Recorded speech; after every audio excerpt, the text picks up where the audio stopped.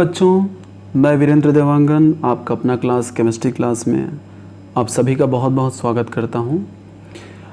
आज हम chemical combination का जो लॉ है उसके तुल्य अनुपात के नियम के बारे में डिस्कस करने वाले हैं, स्टडी करने वाले हैं। तो तुल्य अनुपात का नियम, तुल्य अनुपात का नियम, तुल्य अनुपात का नियम, इस नियम को कहा जाता है लॉ ऑफ इक्विवेलेंस।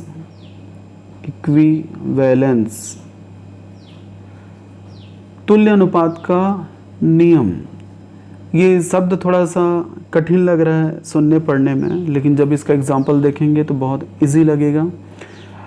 इस लॉ को रीचर नाम के साइंटिस्ट ने 1792 में दिया था।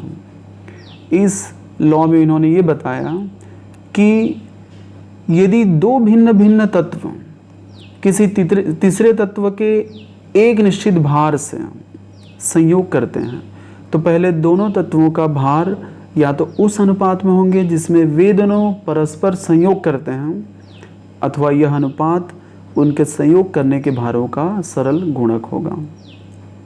एक बार फिर मैं बोल दूं कि यदि दो भिन्न भिन्न तत्व किसी तीसरे तत्व के एक निश्चित भार से संयोग करते हैं तो पहले दोनों तत्वों का भार या तो उस अनुपात में होंगे जिसमें वे दोनों परस्पर संयोग करते हैं, अथवा यह अनुपात उनके संयोग करने के भारों का सरल गुणक होगा। बहुत सिंपल सा इसका एग्जाम्पल है, जैसे कि कार्बन, हाइड्रोजन और ऑक्सीजन। मैंने तीन तरह के एलिमेंट्स लिए, कार्बन, हाइड्रोजन, ऑक्सीजन। यहाँ पे कार्बन एंड हाइड्रोजन जब रिएक्शन करते हैं तो क्या बनता है?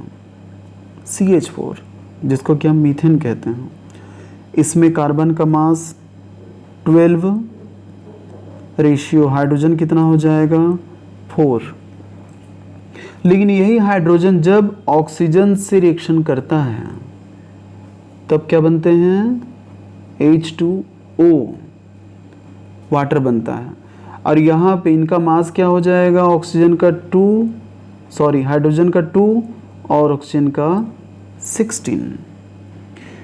अब जैसे कि मैंने कहा कि कार्बन हाइड्रोजन से रिएक्शन करके मीथेन बनाएगा, CH4 बनाएगा। CH4 में कार्बन का मास 12, हाइड्रोजन का मास 4 है। फिर हाइड्रोजन क्या करेगा? ऑक्सीजन से रिएक्शन करेगा, तो हाइड्रोजन ऑक्सीजन से रिएक्शन करेगा तो H2O बना लेता है। H2O में हाइड्रोजन का मास 2 और ऑक्सीजन का मास 16 है।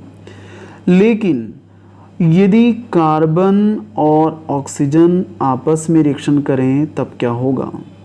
तब यहाँ पे CO2 बनेगा, जिसको कि हम लोग कार्बन डाइऑक्साइड कहते हैं। तो CO2 जब बना तो इसमें कार्बन का मास कितना होगा? तो कार्बन का मास उतना ही होगा जितना कि ये हाइड्रोजन के साथ में संयोग किया हुआ था। कितना यहाँ पे? 12। और ऑक्सीजन का मास कितना होगा? तो ऑक्सीजन का मास उतना ही होगा जितना कि ये हाइड्रोजन के साथ में संयोग किया था, 16। यदि 16 नहीं होगा तो कितना होना चाहिए इसका? सरल क्या होना चाहिए?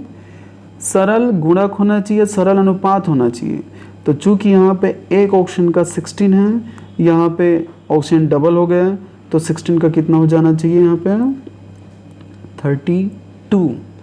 तो इस तरह से बच्चों ये होता है तुल्य अनुपात का नियम, लॉ ऑफ इक्विवेलेंस, जिसको कि रिचर ने 1792 में दिया था। इसमें उन्होंने बताया कि कार्बन, हाइड्रोजन और ऑक्सीजन अगर एक दूसरे से कंबाइन होते हैं तब किस तरह से होते हैं। इसमें उन्होंने बताया कि कार्बन हाइड्रोजन से जब रिएक्शन करता है तो CH4 बनता है, जिसमें कार्बन का जो मास है 12 होता है, हाइड्रोजन का मास 4 होता है, यानी कि 12 रेशियो 4 यहाँ पे इनका द्रव्यमान का अनुपात मिलता है। इसी तरह हाइड्रोजन जब ऑक्सीजन से रिएक्शन करते हैं तो H2O बनता है। H2O में हाइड्रोजन का मास 2 और ऑक्सीजन का मास 16 है। यहाँ पे जैसे हम देख रहे हैं कार्बन का मास 12 और ऑक्सीजन का मास 16। अब जब कार्बन ऑक्सीजन आपस में रिएक्शन करेंगे तो कार्बन का मास वही होगा जो हाइड्रोजन के साथ मिला हुआ था। जैसे कार्बन हाइड्रोजन से रिएक्शन किया तो 12 मिला, बिल्कुल वही 12 यहाँ भी है। और यहाँ पे ऑक्सीजन का मास क्या होना चाहिए, तो वही होगा जो हाइड्रोजन के साथ था 16। लेकिन चूंकि यहाँ पे ऑक्सीजन की संख्या जस्ट डबल हो चुकी है, इसीलिए 16 का कितना हो जाएगा 32। तो इसी चीज़ को बोला गया कि यदि दो भिन्न भिन्न तत्व किसी तीसरे तत्व के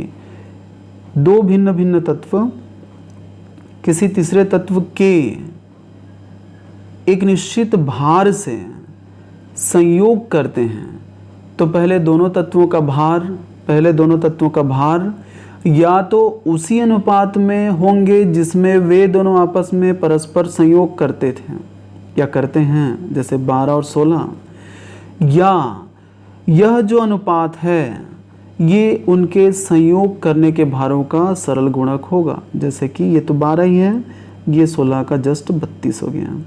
तो ये होता है तुल्य अनुपात का नियम। उम्मीद करता हूँ कि ये पूरी तरह से क्लियर हो गया होगा। इस वीडियो को आप लोग लाइक शेयर सब्सक्राइब ज़रूर कीजिएगा, और इसके बारे में और ज़्यादा जानकारी चाहिए तो नीचे कमेंट बॉक्स में कमेंट कीजिएगा, और मेरे वीडियो को कंटिन्यू वॉच कीजिएगा। बहुत सारे वीडियोस आएंगे, पूरे केमिस्ट्री पे आएंगे, और इजी मेथड पे मैं कोशिश करूँगा तैयार करने का। आप लोग लाइक शेयर सब्सक्राइब करेंगे तो हम ज़्यादा से ज़्यादा बच्चों तक के ये सारे जो वीडियोस हैं पहुंचा पाएंगे। तो बच्चों ठीक है, आप सभी को good luck, take care, thank you.